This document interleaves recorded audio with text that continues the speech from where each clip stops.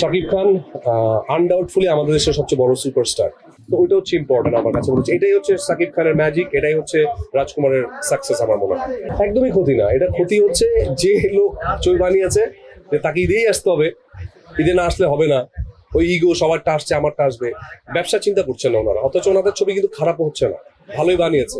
দেখেন, শাকিব খান আনডাউটফুলি আমাদের দেশের সবচেয়ে বড় সুপারস্টার এবং উনি সবচেয়ে ব্যবসা সফল ছবিও দিচ্ছেন।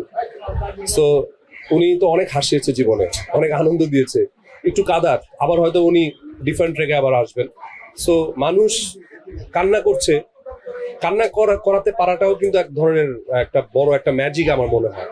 সো উনি যেহেতু কাঁদাচ্ছে এবং মানুষ কাঁদতে কাঁদতে প্রশংসা করছে, তো ওইটা হচ্ছে ইম্পর্টেন্ট আমার কাছে মনে হচ্ছে। এটাই হচ্ছে শাকিব খানের ম্যাজিক, এটাই হচ্ছে রাজকুমারের সাকসেস আমার মনে হয়। আমি আসলে এটা নিয়ে কথা বলতে চাই না কেন, এটা হল মালিককে জিজ্ঞেস করবেন যে আসলে মানে আমি যখন ছবি করেছি তখন ধরেন সবচেয়ে কম হল ছিল হচ্ছে, মানে কেউ যদি 50টা হল পায় তাকে ধরা হতো যে তুমি তো হলই পাও না, খুব খারাপ অবস্থা। তা আমি 50টা হলে আমার ছবি রিলিজ পেয়েছে। ঈদে আমি এসেছিলাম, শাকিব ভাইয়ের ছবি ছিল পদ্মপাতার জল, আমার তখন 50টার উপর হল ছিল।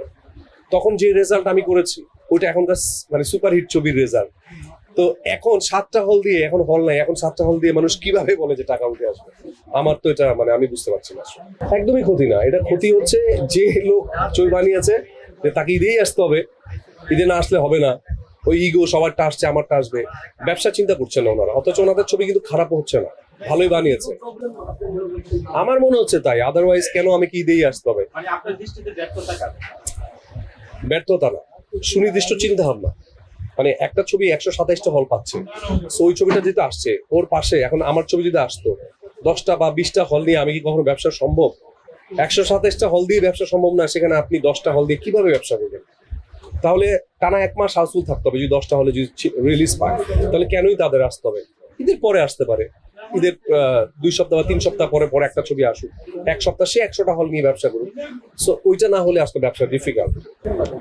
আসলে আমি দেশের বাইরে ছিলাম, আমি গতকালই দেশে এসেছি। আমি প্রত্যেকটা ছবি দেখবো ইনশাল্লাহ, কারণ এটা আমার হোমওয়ার্কের একটা ব্যাপার। যে আমার যেহেতু ছবি রিলিজ পেয়েছে গত বছর, ঈদেও আমার আগে ছবি রিলিজ পেয়েছিল, তো এবার ঈদে আসলে আলটিমেটলি কি দাঁড়াচ্ছে, একটা ছবি রাজকুমার সবচেয়ে বেশি হল পেয়ে গেছে, তারপর অন্যান্য কয়েকজনকে দেখলাম যে তারা হাই আফসোস করছেন।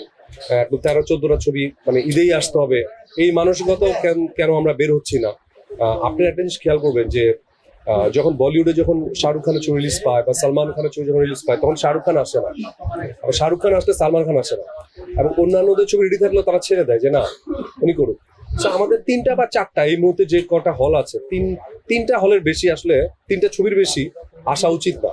কিন্তু 13টা 14টা ঈদেই আসতে হবে, 2টা হল পেয়ে বা 5টা বা 10টা হল পেয়ে কি ব্যবসা করবে প্রডিউসাররা? এই যে ইগোইটিক প্রবলেম, এটা থেকে যতক্ষণ পর্যন্ত বের হয়ে না আসতে পারবে ততদিন পর্যন্ত আমাদের আসলে আরো ঝামেলা হবে এবং হাই আফসোসই করতে হবে। হয়তোবা প্রত্যেকটা ঈদে মুক্তি দেওয়ার মতো, কিন্তু আসলে মানুষ তো দেখেন, ছোটবেলায় যখন আমি গল্প শুনতে চাইতাম মায়ের কাছে, আমাকে তখন একটা রাক্ষসের গল্প শোনাতো, এরপরে আবার শোনাতো একটা জিন ভূতের গল্প, এরপরে আবার একটা গোপাল ভাইয়ের গল্প। তো মানুষ কিন্তু একটা গল্প দেখতে পছন্দ করে। সো ঈদে মুক্তি পাওয়ার মতো কিনা এটা আমি বলতে পারবো না, কিন্তু তখন দর্শক যদি দেখা গেলো যে একটা অফরেকের গল্প অনেক সময় পছন্দ করে ফেলতে পারে। সো হোক অনেকগুলো ছবি, কিন্তু 10-12টা ডেফিনেটলি না, 3টা-4টা ইজ গুড এনাফ। আমি যেহেতু আমি এখন পর্যন্ত একটা ছবিও দেখিনি, আমি কালকে থেকে দেখা স্টার্ট করবো। সো আমি না দেখে ডেফিনেটলি মানুষের কথা শুনে আমি মতামত দিতে চাই না। আসলে ডেফিনেটলি ওনারা যে মতামত দিয়েছে আমি দেখার পর আমার সেটা ভালোও লাগতে পারে। সো আমার যেটা অনেস্ট ওপিনিয়ন মনে হবে যে সবচেয়ে পচা ছবিটা যাদের কাছে মনে হচ্ছে আমার সেটা সবচেয়ে ভালোও লাগতে পারে। সো আমি নিজে মানে না দেখে কখনই আমি মতামত করতে না। আমি বেশ কয়েকটা ছবি দেখবো, এর মধ্যে আমার টার্গেট ছবি আছে রাজকুমার, তারপরে আমি দেখবো হচ্ছে ওমর ছবিটা দেখবো, তারপরে দেয়ালের দেশটা দেখার ইচ্ছা আছে।